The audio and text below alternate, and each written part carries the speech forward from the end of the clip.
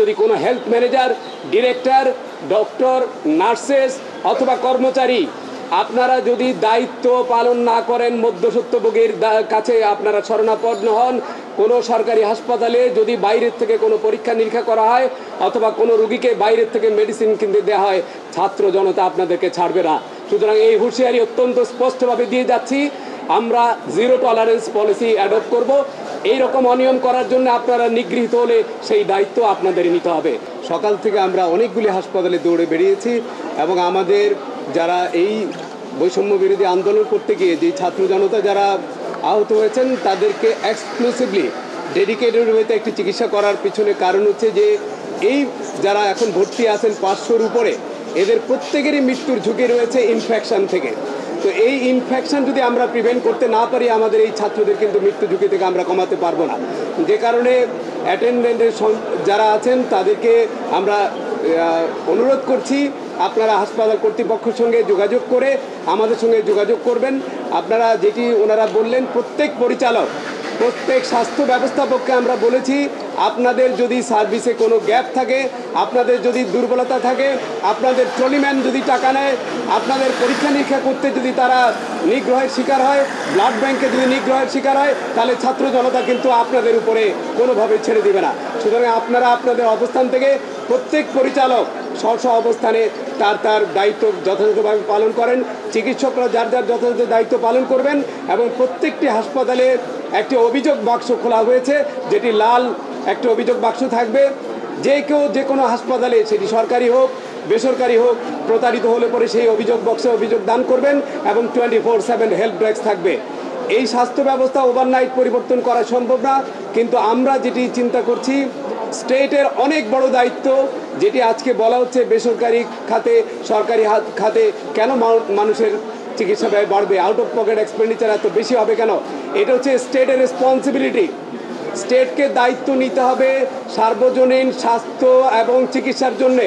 কোনো মানুষেরই নিজের পকেট থেকে স্বাস্থ্য ব্যবস্থা দেওয়ার কথা না, এটি তার মৌলিক দায়িত্ব। সুতরাং এটা রাষ্ট্রীয় একটি ইন্স্যুরেন্স পলিসি করতে হবে, যার মধ্য থেকে সবাই এমপ্যানেল প্রাইভেট হসপিটাল এবং গভর্নমেন্ট হসপিটালে কোনো নাগরিককে যাতে কোনো অর্থ দিতে না হয়। কারণ এই যে আউট অফ পকেট এক্সপেন্ডিচার, আপনারা জানেন বাংলাদেশে এখন 1 লক্ষ ডায়ালাইসিস মেশিন দরকার, 4 থেকে 5 লক্ষ রুগী কিডনি ডায়ালাইসিসে ভুগছে, ইন্ডাস্ট্রিজ রেনাল ফেলিউরে ভুগছে। তো এত রুগী যারা ডায়ালাইসিস করছেন, একজনের প্রতি মাসে 50,000 টাকার বেশি খরচ হয়। মানুষ দরিদ্র সীমা থেকে দরিদ্র সীমার নিচে চলে যাচ্ছে, এই জিনিসটাকে কখনোই অ্যাড্রেস করা হয়নি। সুতরাং এটি রাষ্ট্রের দায়িত্ব প্রত্যেকটি নাগরিকের চিকিৎসা নিশ্চিত করা এবং এই চিকিৎসা ব্যয় বহন করতে গিয়ে যাতে তারা দারিদ্র সীমা এবং তারা সম্বল সহায় সব কিছু হারাচ্ছে। এখানে প্রাইমারি, সেকেন্ডারি, টারশিয়ারি কেয়ার সর্ব অবস্থায় স্বাস্থ্যের অনেক বড় ধরনের রিফর্ম করতে হবে।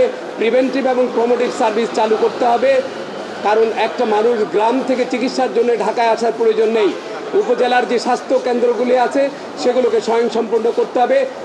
সব জায়গায় চিকিৎসকদের উপস্থিতি, চিকিৎসা ব্যবস্থাকে শক্তিশালী করতে হবে, মেডিকেল এডুকেশনকে জনমুখী করে রিফর্ম করতে হবে।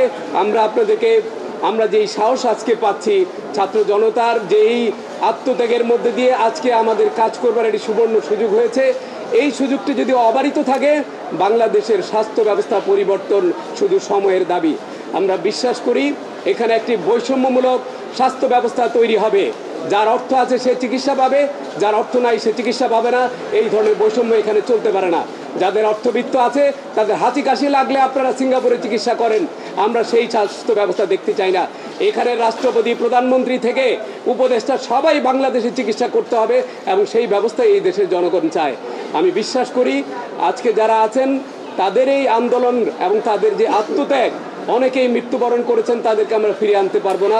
অনেকে বিভিন্ন হাসপাতালে অসুস্থ আছেন, তাদের প্রতি প্রকৃত শ্রদ্ধা জ্ঞাপন করা হবে যদি বৈষম্যমূলক একটি স্বাস্থ্য ব্যবস্থা করা হয়, অথবা আমাদের যেটি ওনারা বললেন বৈষম্যহীন স্বাস্থ্য ব্যবস্থা করতে না পারলে যতজন আত্মত্যাগ করেছেন তাদের আত্মত্যাগের কাছে কিন্তু আমরা ঋণী থেকে যাব। এবং আমি সার্জিল সাহেব এবং আমাদের হাসনাত যেটা বললেন তার সঙ্গে সম্পূর্ণ একমত। এই যে আজকে একটি আপনারা নতুন ভবিষ্যৎ দেখার চিন্তা করছেন, এটিকে নস্যাৎ করার জন্যে কোনো হাসপাতালে যাতে কোনো অব্যবস্থা না থাকে আমরা প্রত্যেকটি হাসপাতালে যাব। আজকে ঢাকার প্রায় সবগুলি সরকারি হাসপাতালে গিয়েছি, কালকে আমরা বেসরকারি হাসপাতালে যাব। এরপর ঢাকার বাইরে যত হাসপাতাল আছে চিটাগং, রাজশাহী, সিলেট, ময়মনসিংহ সমস্ত বিভাগীয় হাসপাতালে আমরা একে একে যাব। এবং আমি এটিও পরিষ্কার করে দিই, আমাদের যদি কোনো health manager, director, doctor, nurses অথবা কর্মচারী আপনারা যদি দায়িত্ব পালন না করেন, মধ্যস্বত্বভোগীর কাছে আপনারা শরণাপন্ন হন, কোনো সরকারি হাসপাতালে যদি বাইরের থেকে কোনো পরীক্ষা নিরীক্ষা করা হয় অথবা কোনো রুগীকে বাইরের থেকে মেডিসিন কিনতে দেওয়া হয়, ছাত্র জনতা আপনাদেরকে ছাড়বে না। সুতরাং এই হুঁশিয়ারি অত্যন্ত স্পষ্টভাবে দিয়ে যাচ্ছি, আমরা জিরো টলারেন্স পলিসি অ্যাডপ্ট করব। এই রকম অনিয়ম করার জন্য আপনারা নিগৃহীত হলে সেই দায়িত্ব আপনাদের নিতে হবে। সুতরাং দায়িত্বহীন ভাষায় বলতে চাই, স্বাস্থ্যের পরিবর্তন আসন্ন, আপনারা সবাই যদি আমাদের সঙ্গে থাকেন, এই পরিবর্তন শুধুমাত্র অল্প সময়ের বিষয়।